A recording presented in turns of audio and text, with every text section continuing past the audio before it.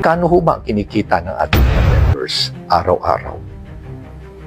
400, 300, abang ang mga tiwaling government officials nagnanakaw ng 2.7 million a day.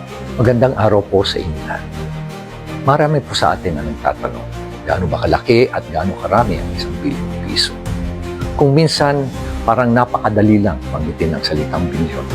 Pero kapag inisip natin kung gaano ito kalaki, doon natin marirealize ang tunay na halaga nito. Narito po ang itsura ng 1 bilyong piso. Kung ito ay nasa tig-1,000, aabutin ito ng 1 milyon na piraso ng tig-1,000 bills.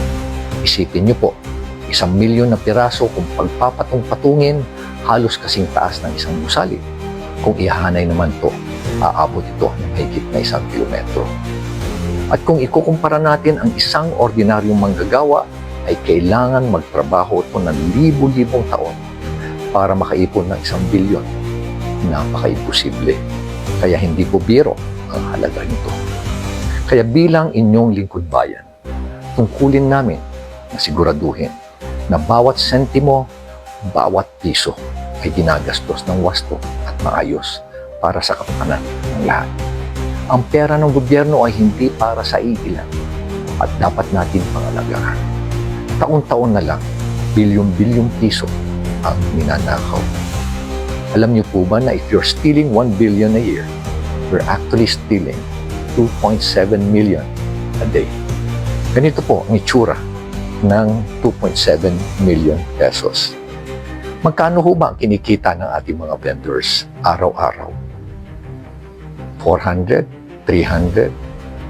Yung mga jeepney at yung mga taxi drivers, magkano po? 600, 700 na good day. Magkano po ang allowance ng mga kabataan ngayon? 25 pesos, 50 pesos, 100, 150.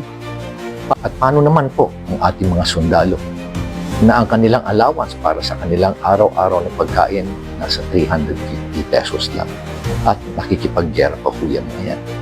Habang ang mga tiwaling government officials nagnanakaw ng 2.7 million a day, wala pa hong tax yan. Nung nakarang araw, nakita po natin ang mga perang nakapatong po sa mga lamesa during congressional hearings. Para malaman po kayo at magkaroon kayo ng idea kung gaano po ang halaga nito. Sa 1 milyon, ganyan po ang itsura niya. Sa 5 million pesos, ito naman po ang itsura niya. At ang 10 milyong piso, ito naman po ang itsura. At ano naman ang dimension ng 1 bilyong piso? Pag in-stack mo ang 1,000 peso bills, 5 feet by 5 feet by 4 feet. At dito po malinaw ang ating paninindigan. Walang puwang ang katiwalian. Walang puwang ang pag-aaksaya. Ang pera ng bayan ay dapat gamitin ng may malasakit at pananagutan.